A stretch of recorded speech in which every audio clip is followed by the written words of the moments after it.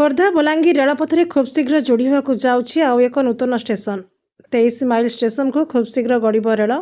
Sambalpur DRM Subhash Choudhury Purunakatak ଷ୍ଟେସନର ଭିତ୍ତିଭୂମି ସମୀକ୍ଷା କଲାବେଳେ ଦେଲେ ବଡ଼ ସୂଚନା। ଖୁବ୍ ଶୀଘ୍ର ରେଳ ଧାରଣା ନିର୍ମାଣ କାର୍ଯ୍ୟ ସରିବା ସହ 2ଟି ଭାୟାଡକ୍ଟ ଓ 7 ନମ୍ବର ଟନେଲ ଦେଇ ଗଡ଼ିବ ରେଳ। ସମ୍ବଲପୁର ଡିଭିଜନ ଡିଆର୍ଏମ୍ ସୁଭାଷ ଚୌଧୁରୀ ଏକ ସ୍ୱତନ୍ତ୍ର ସମୀକ୍ଷା ଟ୍ରେନ୍ରେ ଯାତ୍ରା କରି ଆସି ମନମୁଣ୍ଡାଠାରୁ ପୁରୁଣାକଟକ ପର୍ଯ୍ୟନ୍ତ ଥିବା ସମସ୍ତ ରେଳ ଷ୍ଟେସନର ଭିତ୍ତିଭୂମି ସମୀକ୍ଷା କରିଛନ୍ତି।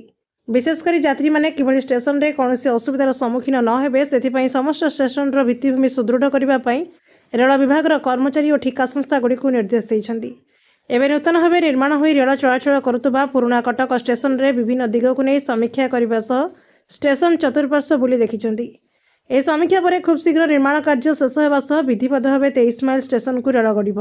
ଯାତ୍ରୀମାନଙ୍କ ସୁବିଧା ପାଇଁ ରେଳ ବିଭାଗ ସବୁବେଳେ ଚେଷ୍ଟିତ ବୋଲି ଡିଆର୍ଏମ୍ ଗଣମାଧ୍ୟମକୁ ସୂଚନା ଦେଇଛନ୍ତି।